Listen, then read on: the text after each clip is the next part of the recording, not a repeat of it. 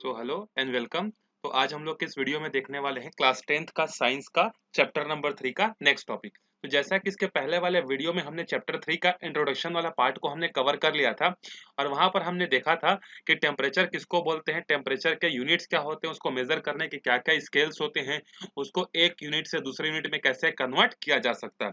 अब हम लोग देखते हैं नेक्स्ट टॉपिक जिसका नाम है हीट। देखो, थोड़ा सा जो दिया है उसको हम लोग डिस्कस करते हैं। If a small utensil of a hot water is kept inside a large utensil of a cold water, then we see that the very soon the hot water gets colder and the cold water gets warmer. ये चीज आपने अपने daily life में observe की होगी कि मान लो आपके पास एक यूटेंसिल है और उस यूटेंसिल में जो है हॉट वाटर रखा हुआ है और एक दूसरा यूटेंसिल है जिसमें क्या रखा हुआ है, कोल्ड वाटर रखा हुआ है। जब आप इसको क्या करोगे, हॉट वाटर वाले यूटेंसिल को कोल्ड वाटर वाले यूटेंसिल के अंदर में जब प्लेस कर दोगे तो आपको एक चीज देखने को मिलेगी और वो चीज क्या है कि ये जो हॉट यूटेंसिल जो है वो धीरे धीरे क्या होने लगता है, कोल्ड होने लगता है और ये जो कोल्ड है ये वाला धीरे धीरे क्या होने लगता है, हॉट होने लगता है या वार्मर होने लगता है। तो एक में से हीट एक एक का टेम्परेचर कम होने लगता है और दूसरे का टेम्परेचर क्या होने लगता है, इंक्रीज होने लगता है। और ये तब तक होता है जब तक ये दोनों के जो दोनों यूटेंसिल्स है दोनों का टेम्परेचर इक्वल ना हो जाए। तो एक का इंक्रीज होता है, दूसरे का क्या होता है, डिक्रीज। और ये इंक्रीमेंट और डिक्रीमेंट कब तक चलता है, जब तक both both should be equals. You must have experience this in your daily life. ये चीज आपने जरूर देखी होगी कि अगर एक बर्तन है जिसमें गर्म है और एक ठंडा है, दोनों को जब आपस में रखोगे तो गर्म वाला ठंडा होने लगता है और ठंडा वाला क्या होने लगता है, गर्म होने लगता है। To save food from spoiling the utensil, it is kept inside the another utensil containing cold water. आपने देखा होगा कि जो फूड होते हैं, फूड को खराब होने से बचाने के लिए हम लोग क्या करते हैं, एक यूटेंसिल में उसको रखते हैं और उसको दूसरे यूटेंसिल के ऊपर में हम लोग डाल देते हैं और जिसमें क्या रहता है, कोल्ड वाटर जो है रखा रहता है। मतलब ये मान लो एक यूटेंसिल है जिसमें क्या है, ठंडा पानी रखा हुआ है। एक और दूसरा यूटेंसिल है जिसमें कोई फूड हमारा रखा हुआ है, इसको हमको क्या करना है, स्पॉइल होने से बचाना है। तो हम लोग क्या करेंगे, इस यूटेंसिल को इसके ऊपर में रख देंगे, ठंडे पानी के ऊपर में, जिससे हमारा जो फूड होता है वो खराब होने से क्या होता है, बच जाता है। When two objects having two different temperature are brought in contact, then the temperature of each of them increases or decreases until it becomes equal. ये जो है एक अच्छा यहाँ पर लाइन लिखा हुआ है, ठीक है, इसको आपको याद रखना है कि जब आप दो डिफरेंट टेम्परेचर वाले बॉडीज को एक दूसरे के कांटेक्ट में लाते हैं तो उसमें से दोनों में से किसी न किसी एक का या तो टेम्परेचर इंक्रीज होगा या दोनों के में से किसी का क्या होगा, डिक्रीज होगा। और ये कब तक चलते रहता है, जब तक दोनों के टेम्परेचर इक्वल ना हो जाए। ये चीज आपने देखी होगी। But have you over ever thought that why did this happen? क्या कभी आपने सोचा है कि ऐसा क्यों होता है? What is the reason behind this increase और decrease in value of temperature? ऐसा क्यों होता है कि एक का टेम्परेचर कम हो जाता है और दूसरे का टेम्परेचर बढ़ जाता है जब हम लोग दो डिफरेंट डिफरेंट टेम्परेचर वाले बॉडीज को लाते हैं? तो देखो, earlier is what it was believed that when two objects at a different temperature are brought together, exchange of an invisible fluid takes place. Starting में ये सोचा जाता था कि जब दो डिफरेंट डिफरेंट बॉडी वाले टेम्परेचर को, लेट से ए और बी को, जब हम लोग एक दूसरे के नजदीक लाते हैं, एक दूसरे के कांटेक्ट में लाते हैं, तो स्टार्टिंग में ये सोचा जाता था कि एक में से क्या होता है, एक इनविजिबल फ्लूइड जो होता है वो निकलता है और किसी दूसरे बॉडी के अंदर में क्या होता है, चले जाता है। और उस ये जो अनविजिबल जो फ्लूइड था उस समय इसको क्या बोला जाता था, इस समय उसको बोला जाता था कैलोरीक बोला जाता था। ठीक है, मतलब स्टार्टिंग में सोच ये थी कि ए वाला अगर हॉट है और बी वाला अगर कोल्ड है तो यहां से एक इनविजिबल फ्लूइड निकलेगा और कोल्ड वाले की तरफ क्या होगा, जाएगा। और उस इनविजिबल फ्लूइड को उन्होंने उस समय क्या नाम दिया था, कैलोरिक नाम जो है दिया था। मतलब स्टार्टिंग में टेम्परेचर के कम या ज्यादा होने का रीजन क्या माना जाता था, फ्लूइड के फ्लो को जो है माना जाता था। इसका मतलब यह है कि जिस ऑब्जेक्ट में से कैलोरिक निकल रही है उसका टेम्परेचर कम होगा और जिस ऑब्जेक्ट में कैलोरिक इकट्ठा हो रही है उसका टेम्परेचर क्या होते जाएगा, इंक्रीज होते जाएगा, ऐसा मानते थे। लेकिन आज के डेट में हमको ये पता चल चुका है कि ये जो कंसेप्ट है ये क्या है, फॉल्स है। जो हीट जो होता है वो क्या है, कोई फ्लूइड नहीं होता है, ये क्या है, जस्ट एक एनर्जी का क्या होता है, डिफरेंट फॉर्म्स होता है। जिस तरीके के वेरियस टाइप्स ऑफ एनर्जी होती है, kinetic energy, potential energy, sound energy, water energy, उसी तरीके से एक एनर्जी का फॉर्म क्या होता है, हीट जो है होता है। तो अगर आपको हीट को डेफिनेशन डिफाइन करना है तो आप उसका डेफिनेशन क्या लिखोगे, देखो, the type of energy which lets us feel the hotness of a object is called heat energy. मतलब ये क्या होता है, एक टाइप ऑफ एनर्जी होती है जो कि हमको ये बताता है कि कोई ऑब्जेक्ट कितना हॉट है या कितना कोल्ड है, इसके बारे में हमको बताता है। और एक और इंपॉर्टेंट चीज आप याद रखना, heat energy always flows from an object at a high temperature to an object at a low temperature। जो भी हीट जो होता है वो हमेशा क्या होता है, एक हाई टेम्परेचर से क्या होता है, लो टेम्परेचर की तरफ जो है जाने लगता है। On increasing the heat the temperature of an the temperature of an object increases. अगर आप किसी ऑब्जेक्ट को हीट देते जाओगे तो उसका टेम्परेचर क्या होते जाएगा, बढ़ते जाएगा।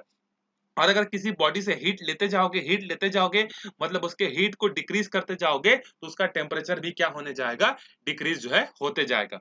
मतलब यहाँ पर एक सिंपल सा रिलेशन है दोनों के बीच में, हीट और टेम्परेचर के बीच में कैसा रिलेशन है, डायरेक्टली प्रोपोर्शनल।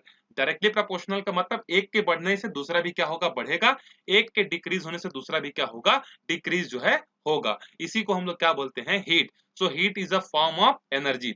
अब देखो इसके यूनिट्स क्या क्या होते हैं, हीट के यूनिट क्या होते हैं, हीट एक एनर्जी है तो इसके कुछ ना कुछ यूनिट होंगे। तो देखो एक हमारे पास इसका यूनिट नापने का सिस्टम होता है जिसको हम लोग बोलते हैं सीजीएस सिस्टम। तो सीजीएस सिस्टम में जो हीट का जो यूनिट होता है उसको बोलते हैं हम लोग कैलोरी बोलते हैं, और इसको शॉर्ट में हम लोग क्या लिखते हैं, CAL जो है हम लोग लिखते हैं। तो अगर हमको सीजीएस सिस्टम का यूनिट यूज करना है तो हम लोग हीट के लिए क्या वर्ड यूज करेंगे कि इतना कैलोरी हमारे पास हीट है, 10 कैलोरी हीट है, 20 कैलोरी हीट है, 30 कैलोरी हीट है करके हम लोग यूज करेंगे सीजीएस सिस्टम में। लेकिन आजकल हम लोग कौन सा सिस्टम यूज करते हैं, सीजीएस सिस्टम यूज नहीं करते, हम लोग कौन सा सिस्टम यूज करते हैं, एसआई सिस्टम। तो एसआई सिस्टम में जो हीट का यूनिट होता है उसको हम लोग क्या बोलते हैं, जूल बोलते हैं। तो जूल को जो है ज्यादा यूज किया जाता है एज कंपेयर टू कैलोरी।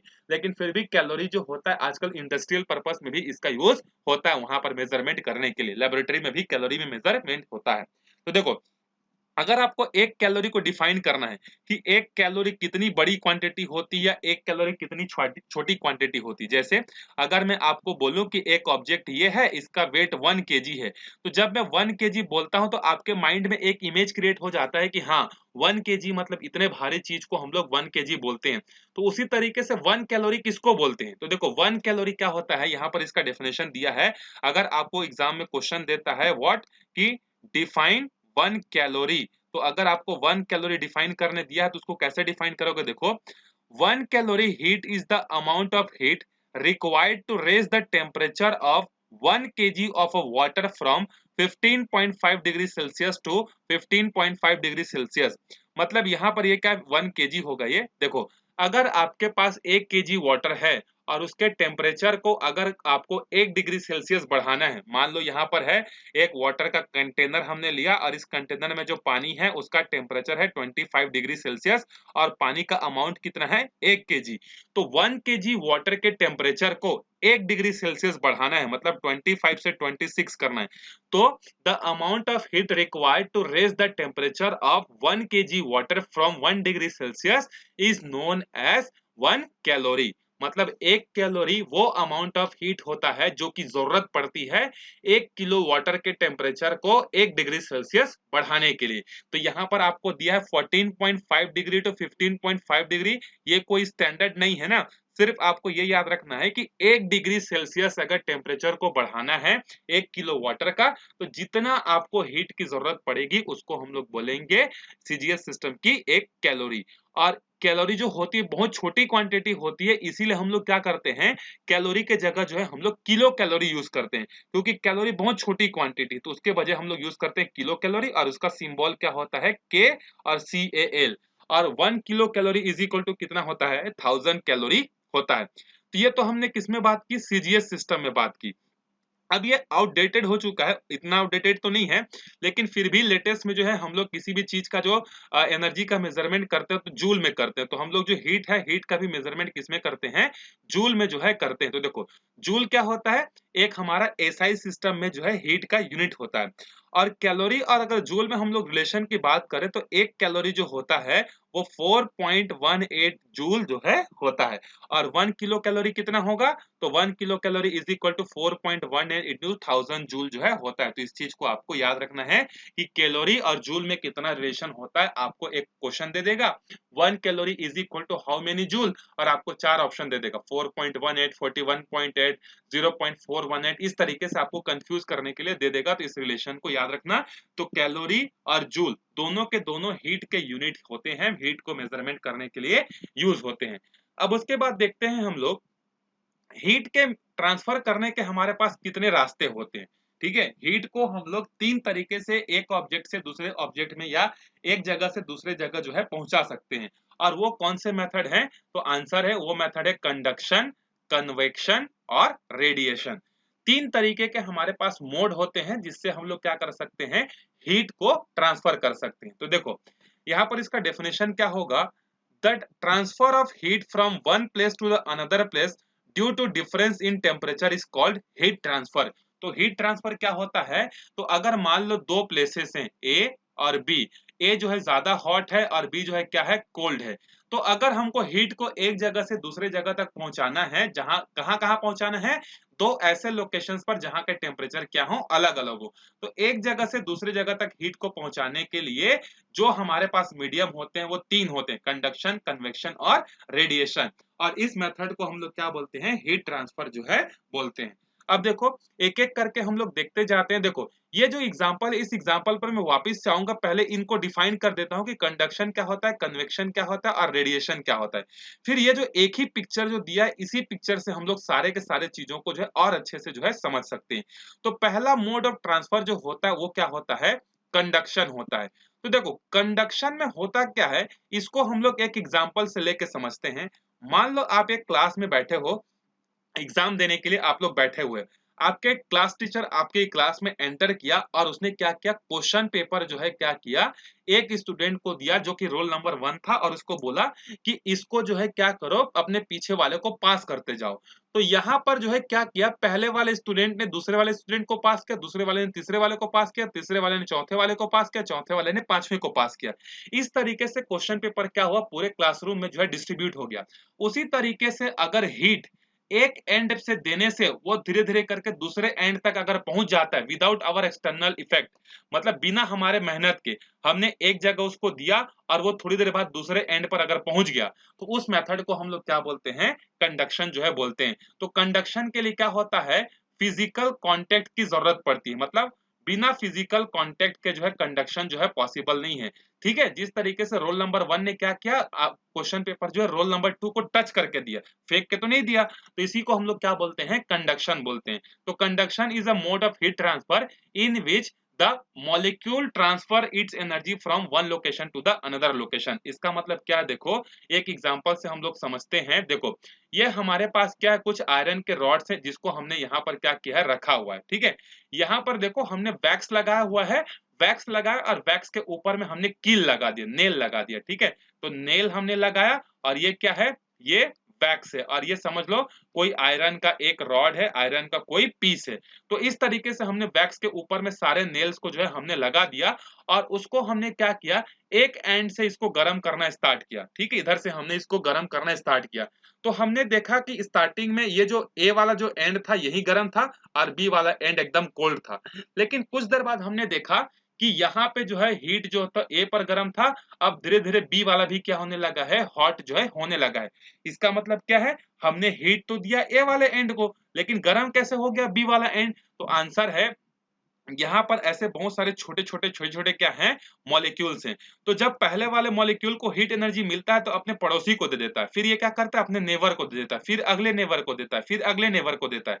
तो इस तरीके से वन मॉलिक्यूल जो होता है अपने नेबरिंग वाले मॉलिक्यूल को क्या करता है, अपने हीट एनर्जी को ट्रांसफर करता है, और इस तरीके से हीट जो होता है एक एंड से दूसरे एंड तक पहुंच जाता है। इसका प्रूफ क्या है अगर बोलोगे, तो इसका प्रूफ यह देखो कि जो वैक्स में हमने नेल लगा कर रखा था, तो सबसे पहले यहाँ का नेल गिरा, इसका मतलब ये गर्म हुआ, फिर यहाँ का नेल गिरा मतलब यहाँ गर्म हुआ, फिर थर्ड वाला प्लेस का नेल गिर गया मतलब ये गर्म हुआ, फिर लास्ट में ये वाला नेल ड्रॉप हो गया, इसका मतलब ये वाला यहाँ तक भी हीट पहुंच चुकी है। तो हीट ट्रांसफर का एक ऐसा मीडियम जिसमें एक मॉलिक्यूल क्या करता है, दूसरे मॉलिक्यूल को जो है अपनी एनर्जी को जो है ट्रांसफर करता है, उसको हम लोग बोलते हैं कंडक्शन। इसमें एक चीज याद रखना, खुद मॉलिक्यूल एक जगह से दूसरे जगह नहीं जाता है। इस केस में क्या होता है, देखो जो मैंने क्लास वाला एग्जांपल दिया था उसमें रोल नंबर 1 उठ के नहीं गया था। रोल नंबर 1 ने क्या किया, अपने पीछे वाले को कॉपी दिया, फिर उसने अपने पीछे वाले को दिया, फिर उसने अपने पीछे वाले को दिया। तो यहाँ पर मॉलिक्यूल खुद एक जगह से दूसरे जगह नहीं जाते, बस वो अपनी एनर्जी का क्या करते हैं, ट्रांसफर करते हैं। तो उसको हम लोग क्या बोलते हैं, कंडक्शन जो है बोलते हैं। तो देखो हमारे पास हीट ट्रांसफर के बेसिस पर अगर हम लोग देखें तो तीन तरीके के मटेरियल जो है होते हैं। पहला होता है इंसुलेटर। इंसुलेटर मतलब क्या होता है, इस चीज को हमने इलेक्ट्रिसिटी में भी पढ़ी थी। तो इंसुलेटर का मतलब ऐसे मटेरियल्स होते हैं जो कि हीट को एक जगह से दूसरे जगह ट्रांसफर होने नहीं देते हैं। फॉर एग्जांपल इबोनाइट और एस्बेस्टास। एस्बेस्टास और इबोनाइट ऐसे होते हैं जो कि हीट को एक जगह से दूसरे जगह ट्रांसफर होने नहीं देते, हीट को ब्लॉक करके रख देते हैं। उसको बोला जाता है इंसुलेटर, या फिर इसको हम लोग बोलते हैं जीरो कंडक्टिविटी वाले मटेरियल करके। फिर इसके बाद दूसरा होता है जिसको हम लोग बोलते हैं पुअर कंडक्टर। पुअर कंडक्टर का मतलब ये क्या होता है, कुछ हद तक ये क्या करते हैं, हीट को एक जगह से दूसरे जगह तक जो है ट्रांसफर करते हैं। जैसे फॉर एग्जांपल वुड हो गया और ये ग्लास हो गया, तो ये पार्शियली करते हैं। ठीक है, पार्शियली मतलब 100% नहीं करते, कुछ अमाउंट में जो है करते हैं, और ये तो करते ही नहीं है। उसके बाद तीसरे टाइप का जो मटेरियल होता है जिसको हम लोग बोलते हैं conductor. So conductor are those material which transfer heat from one end to the another end very easily. एक एंड से दूसरे एंड तक हीट को बड़ी आसानी से ये क्या कर सकते हैं, ट्रांसफर कर सकते हैं। इसको हम लोग क्या बोलते हैं, कंडक्टर जो है बोलते हैं। For example metal, water etcetera, इसमें सबके सब क्या होते हैं, हीट एक जगह से दूसरे जगह पर जो है ट्रांसफर होता है। अब चलते हैं हम लोग दूसरा मीडियम पर। दूसरा हीट ट्रांसफर का हमारा जो मीडियम होता है उसको हम लोग क्या बोलते हैं, कन्वेक्शन बोलते हैं।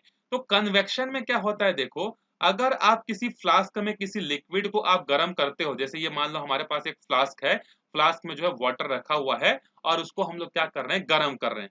तो जब हम लोग फ्लास्क को गर्म करते हैं तो हम लोग क्या देखते हैं कि पहले नीचे वाला पानी क्या होता है, गर्म होता है, फिर कुछ देर बाद ऊपर वाला पानी क्या होता है, गर्म होता है। तो ये ऐसा ट्रांसफर करने का एक तरीका होता है जिसमें मॉलिक्यूल्स आया, यहाँ पर मान लो यहाँ पर एक मॉलिक्यूल्स है जिसको हीट एनर्जी मिली, और हीट एनर्जी मिलने के बाद ये कहाँ भाग जाएगा, ऊपर भाग जाएगा। फिर एक दूसरा आएगा, वो एनर्जी लेगा, फिर ऊपर चले जाएगा। फिर तीसरा मॉलिक्यूल आएगा, वो एनर्जी लेगा, फिर ये चले जाएगा। तो यहाँ पर क्या होता है, कन्वेक्शन में जो है मॉलिक्यूल्स जो होते हैं वो हीट एनर्जी लेते हैं और एक जगह से दूसरे जगह क्या होते हैं, ट्रांसफर जो है हो जाते हैं। जैसे आप गर्मी के दिनों में देखे होगे, ठंडी के दिनों में देखे होगे कि क्या होता है, दिन के समय जो होता है वो हीट क्या होता है, ओशन से जो है लैंड की तरफ आती है, और रात के समय जो हीट होता है वो लैंड से जो है ओशन की तरफ जो है जाती है। ठीक है, इस चीज को आपने देखा होगा कि किस तरीके से होता है। तो यहाँ पर कंडक्शन का मतलब क्या हुआ, कुछ मॉलिक्यूल्स आए, एनर्जी लिए, चले गए, कुछ मॉलिक्यूल्स फिर आए, एनर्जी लिए और चले गए। तो यहाँ पर क्या होता है, कोई फिजिकल कांटेक्ट नहीं होता, एक आता है, लेता है और भाग जाता है, फिर दूसरा आता है, वो लेता है, फिर भाग जाता है। तो इस तरीके से यहाँ पर हीट का ट्रांसफर जो है होता है। फिर तीसरा है देखो रेडिएशन। रेडिएशन जो होता है ये ऐसा हीट ट्रांसफर करने का मीडियम होता है जो हर जगह पर क्या होता है, सेम होता है। ऐसा नहीं कि एक जगह ज्यादा होगा एक जगह कम होगा, ये हर जगह पर कैसा रहता है, यूनिफॉर्म रहता है। ठीक है, जैसे आप लोग क्या कर सकते हो, जैसे बल्ब होता है, बल्ब जो होता है, लालटेन जो होता है, वो अपने चारों तरफ क्या करता है, इक्वल हीट जो है प्रोवाइड करता है। ऐसा नहीं है कि किसी जगह पर ज्यादा हीट देगा और किसी जगह पर क्या करेगा, कम हीट देगा। तो यहाँ पर क्या होता है, रेडिएशन में जो एनर्जी जो होती है वो क्या होती है, यूनिफॉर्मली हर जगह पर जो है क्या होती है, पहुंचती है। ऐसे मीडियम को हम लोग क्या बोलते हैं, रेडिएशन जो है बोलते हैं। आई होप आपको समझ में आ गया होगा। तो when the heat energy reaches on the object through the radiation, then some amount of heat is absorbed by the object, it is called the good absorber। जब रेडिएशन के माध्यम से क्या होता है, कोई एनर्जी एक जगह से दूसरे जगह तक पहुंचती है, तो जिस ऑब्जेक्ट पर वो पड़ती है वो ऑब्जेक्ट खुद ब खुद क्या करता है, कुछ अमाउंट ऑफ हीट को जो है एब्जॉर्ब कर लेता है, और ऐसे ऑब्जेक्ट को हम लोग क्या बोलते हैं, गुड एब्जॉर्बर बोलते हैं। जैसे सन से जो लाइट आती है, वो सन से लाइट अर्थ तक जो पहुंचती है वो कौन से मीडियम में पहुंचती है, आंसर है वो रेडिएशन वाले मीडियम से पहुंचती है। जब सन की लाइट रे अर्थ पर पहुंचती है और यहाँ पर अगर कोई ऑब्जेक्ट रखा हुआ है तो ये ऑब्जेक्ट पहले क्या करेंगे, खुद ब खुद सन से आने वाली थोड़ी सी एनर्जी को या हीट को क्या कर लेंगे, एब्जॉर्ब कर लेते हैं। तो ऐसे एब्जॉर्बर को हम लोग क्या बोलते हैं, गुड एब्जॉर्बर बोलते हैं। आई होप आपको समझ में आ गया होगा। तो एब्जॉर्बर क्या है, समझ में आया, जो आने वाली हीट में से थोड़ी सी हीट को क्या कर लेते हैं, खुद एब्जॉर्ब करके जो है रख लेते हैं, उसको क्या बोलते हैं हम लोग, गुड एब्जॉर्बर बोलते हैं। तो तीन तरीके के हमने यहाँ पर देखा हीट ट्रांसफर के मीडियम किस तरीके से होता है। अब वापिस आते हैं उस एग्जाम्पल पर जिस एग्जाम्पल से हमने शुरुआत किया था, जहां पर कंडक्शन, कन्वेक्शन और रेडिएशन तीनों एक जैसे एक ही जगह पर हो रहे थे। तो देखो यहाँ पर जब हमने आग जलाया तो ये जो आग से निकलने वाले जो हीट थी वो हर डायरेक्शन में क्या हुई, सेम सेम गई, इधर भी गई, इधर भी गई, इधर भी गई, इधर भी गई। तो यहाँ पर जो हमने आग जो जलाया लकड़ी से और ये हर डायरेक्शन में जा रही है, तो यहाँ पर जो हीट का ट्रांसफर हुआ, इस हीट के ट्रांसफर को हम लोग क्या बोलेंगे, इसको बोलेंगे रेडिएशन बोलेंगे। तो आग से बर्तन तक कैसे पहुंचा हीट हम लोग बोलेंगे, तो आंसर है रेडिएशन से पहुंचा। तो वन लोकेशन से टू लोकेशन तक हीट कैसे गया, रेडिएशन के थ्रू। फिर ये जो यूटेंसिल जो हमने यूज किया है, इस यूटेंसिल के अंदर में जो वाटर के जो सबसे नीचे वाले जो लेवल पर जो वाटर थे वो पहले हीट लिए और कहां चले गए, ऊपर। फिर ऊपर में जो ठंडे वाले थे वो नीचे आए, हीट लिए, फिर ऊपर। तो यहाँ पर साइकिल जो है चलते रहता है, नीचे वाले ऊपर जाते हैं, ऊपर वाले नीचे आते हैं। तो यहाँ पर हीट का ट्रांसफर कैसे हुआ, तो आंसर है कन्वेक्शन के थ्रू। उसके बाद आपने जो हैंडल को पकड़ा है, तो पहले आपका हैंडल ठंडा था लेकिन धीरे धीरे ये गर्म होते गया क्योंकि ये इसके टच में था। तो हैंडल का जो गर्म होना यहाँ पर जो हो रहा है, उसमें हीट का कैसा मीडियम यूज हो रहा है, तो आंसर है हैंडल के गर्म होने में कंडक्शन वाले मीडियम का यूज हो रहा है, क्योंकि एक मॉलिक्यूल दूसरे मॉलिक्यूल को फिजिकली कांटेक्ट में होकर क्या कर रहा है, एनर्जी जो है सप्लाई कर रहा है। तो ये तीन तरीके के हमारे पास हीट ट्रांसफर करने के क्या होते हैं, मीडियम जो है होते हैं, याद रखना, कंडक्शन, कन्वेक्शन और रेडिएशन। अब उसके बाद नेक्स्ट देखते हैं हम लोग इफेक्ट ऑफ हीट। हीट के क्या क्या इफेक्ट होते थे, हीट के बहुत सारे इफेक्ट होते हैं, जैसे कि we can not see the transfer of heat energy in our daily life but we can at least experience it effect. हम लोग अपने डेली लाइफ में हीट को देख तो नहीं सकते हैं कि कैसे ट्रांसफर हो रही है, लेकिन हम लोग उसको क्या कर सकते हैं, एक्सपीरियंस कर सकते हैं। और कैसे एक्सपीरियंस करेंगे, अगर कोई ऑब्जेक्ट जिसका टेम्परेचर जो है पहले कितना था, मान लो 20 डिग्री था, थोड़ी देर बाद ये हो गया 30 डिग्री, तो हम लोग यहाँ पर समझ जाएंगे कि यहाँ पर हीट का क्या हुआ है, एक्यूमुलेशन जो है हुआ है। क्योंकि अगर टेम्परेचर बढ़ रहा है इसका मतलब वहां पर हीट आ रही है, तभी टेम्परेचर जो है इंक्रीज हो रहा है। तो आई होप आपको यहाँ तक की सारी चीजें समझ में आ गई होगी। अब आगे देखते हैं इंक्रीज इन टेम्परेचर। देखो, have you ever thought that why an iron bench gets hotter than a wooden bench when both the kept under the sun. ये चीज आपने ऑब्जर्व की होगी कि अगर मान लो एक वुड का टेबल है और एक मेटल का टेबल है, मान लो आयरन का मेटल का टेबल है, तो ये जो आयरन का मेटल का टेबल होता है ये क्या होता है, ज्यादा हॉट होता है। और ये जो वुड का जो टेबल है ये एज कम्पेयर टू इसके मुकाबले क्या होता है, कम हॉट जो है होता है। The sand near a river gets warmer then the river water. और जो रिवर का जो पानी होता है वो कम ठंडा होता है, और उसके आसपास का जो सैंड होता है वो क्या होता है, उसके कंपैरिजन में ज्यादा वार्मर होता है। ऐसा क्यों होता है, तो देखो, on heating of an object it absorbs heat. ये चीज तो आपको पता है कि जब आप किसी ऑब्जेक्ट को हीट करते हो तो वो क्या करता है, उसको एब्जॉर्ब करता है, हीट को जो है एब्जॉर्ब करता है। और जब हीट को एब्जॉर्ब करता है तो उसका टेम्परेचर क्या होता है, इंक्रीज होता है। ऑन कूलिंग, कूलिंग डाउन, जब उसको ठंडा करते हो द ऑब्जेक्ट रिलीजेस हीट। जब किसी चीज को आप ठंडा करते हो तो उसमें से क्या होता है, हीट जो है रिलीज होता है। एंड इट्स टेम्परेचर फॉल, और उसका टेम्परेचर नीचे गिरता है। मतलब सिंपल सा ये है कि किसी ऑब्जेक्ट को हीट देने से वो हीट को एब्जॉर्ब करता है, और एब्जॉर्ब करने के बाद उसका टेम्परेचर बढ़ता है। वहीं पर जब आप किसी ऑब्जेक्ट को कूल करते हो तो वहां से हीट बाहर निकलता है, और हीट के बाहर निकलने से उसका टेम्परेचर क्या हो जाता है, फॉल डाउन जो है हो जाता है। To equally raise the temperature of different substance of the same mass we need to provide different amount of heat. अगर हमारे पास क्या है, दो अलग अलग सब्सटेंस हैं और दोनों का मास क्या है, सेम है, तब भी उनको क्या करना पड़ेगा, अगर इक्वल टेम्परेचर राइज पर उनको करना है तो अलग अलग हीट जो है प्रोवाइड करना पड़ेगा। मतलब क्या है कि 2 kg का वुड है और 2 kg का आयरन है, ठीक है, दोनों अलग अलग ऑब्जेक्ट हैं लेकिन मास दोनों का सेम है। अगर दोनों को 1-1 डिग्री सेल्सियस टेम्परेचर आप बढ़ाना चाहते हो, वुड का भी टेम्परेचर 1 डिग्री सेल्सियस बढ़ाना चाहते हो और आयरन का भी टेम्परेचर 1 डिग्री सेल्सियस बढ़ाना चाहते हो, तो यहाँ पर यह बोलता है कि दोनों को different different amount of heat देना पड़ेगा। आयरन को कम हीट देना पड़ेगा और वुड को जो है ज्यादा हीट देना पड़ेगा। तो वही चीज अभी हम लोग पढ़ने वाले हैं। The quantity of heat absorb and the emitted by F an object depends on the following. तो अभी हम लोग एक चीज पढ़ने जा रहे हैं, कौन सा चीज, कि कोई ऑब्जेक्ट जो होता है कितना क्वांटिटी ऑफ हीट एब्जॉर्ब करेगा या कितना क्वांटिटी ऑफ हीट वो रिलीज करेगा, वो कुछ चीजों पर डिपेंड करता है। और वो चीजें कौन सी हैं? तो देखो, सबसे पहला है मास ऑफ द ऑब्जेक्ट, मतलब कोई ऑब्जेक्ट जिसका मास जितना ज्यादा होगा वो उसको उतना ही ज्यादा हीट देना पड़ेगा, ठीक है।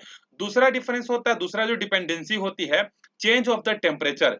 अगर आप टेम्परेचर में ज्यादा चेंज करना चाहते हो, जैसे कि मान लो इसके टेम्परेचर को 5 डिग्री रेस करना चाहते हो और इसके टेम्परेचर को 3 डिग्री रेस करना चाहते हो, तो अगर आप ज्यादा रेस करना चाहते हो टेम्परेचर को, तो आपको ज्यादा हीट देना पड़ेगा। और तीसरा डिपेंड करता है नेचर ऑफ द मटेरियल, जैसे ये वुड है और ये मेटल है, तो वुड जो होता है वो क्या होता है, अच्छा कंडक्टर नहीं होता, जबकि मेटल जो होता है वो गुड कंडक्टर होता है। तो नेचर पर भी डिपेंडेंसी इसकी होती है। अब अगर इक्वेशन 1 और इक्वेशन 2 दोनों ही Q के प्रोपोर्शनल है, अगर दोनों को मिलाकर लिखेंगे तो हमको यहाँ पर क्या मिलेगा, Q is directly proportional to M delta T।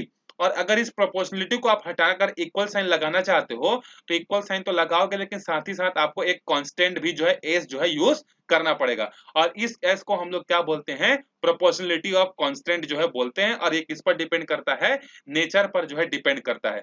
अगर नेचर किस पर, मटेरियल के नेचर पर, ऑब्जेक्ट के नेचर पर जो है डिपेंड करता है। अगर आप यहां से इस एस की वैल्यू निकालना चाहते हो, तो एम इधर जाकर इसको डिवाइड करेगा, डेल्टा टी भी इधर जाकर इसको डिवाइड करेगा। और ये जो एस है इसकी वैल्यू क्या आएगी, क्यू अपॉन में एम डेल्टा टी, और इसका यूनिट क्या होगा, क्यू का होता है जूल, डिवाइडेड बाई मास का होता है केजी, और टेम्परेचर का होता है डिग्री सेल्सियस। तो इसका यूनिट क्या हो जाएगा, जूल पर केजी पर सेल्सियस जो है होगा। Therefore, the specific heat capacity, और इस एस को हम लोग क्या बोलते हैं, स्पेसिफिक हीट कैपेसिटी बोलते हैं। याद रखना इसको, या तो स्पेसिफिक हीट बोलते हैं या फिर स्पेसिफिक हीट कैपेसिटी बोलते हैं। तो ये क्या होता है, देखो, the specific heat capacity of any substance, किसी भी सब्सटेंस का स्पेसिफिक हीट कैपेसिटी क्या होता है, the amount of heat required to raise the temperature of 1 unit substance by 1 degree. अगर आपके पास एक यूनिट मास का कोई ऑब्जेक्ट है और उसके टेम्परेचर को अगर आप 1 डिग्री सेल्सियस बढ़ाना चाहते हो, तो उसके लिए आपको जितनी हीट देने की जरूरत पड़ेगी, that amount of heat is known as specific heat. तो एक पर्टिकुलर अमाउंट के ऑब्जेक्ट को, मान लो 1 केजी का ऑब्जेक्ट है, 1 केजी के ऑब्जेक्ट के टेम्परेचर को अगर 1 डिग्री सेल्सियस इंक्रीज करना चाहते हो, तो जितना हीट की जरूरत पड़ेगी, that much amount of heat is known as specific heat of the substance जो है होता है। और ये हर ऑब्जेक्ट के लिए क्या हो सकता है, अलग अलग जो है होता है। तो आई थिंक अब आपको यहाँ पर समझ में आ गया होगा कि क्या होता है स्पेसिफिक हीट कैपेसिटी। तो इसके बाद जो कुछ न्यूमेरिकल्स दिया हुआ है, इसके बाद कुछ और भी चीजें हैं जिसको हम लोग नेक्स्ट वीडियो में कवर करेंगे। तो इस वीडियो में हम लोग यहीं तक देखते हैं, इसके बाद नेक्स्ट चीजों को जो है हम लोग डिस्कस करेंगे। तो वीडियो को ज्यादा से ज्यादा तक शेयर कीजिए, लोगों तक पहुंचाइए। मिलते हैं अगले वीडियो में, तब तक के लिए बाय बाय।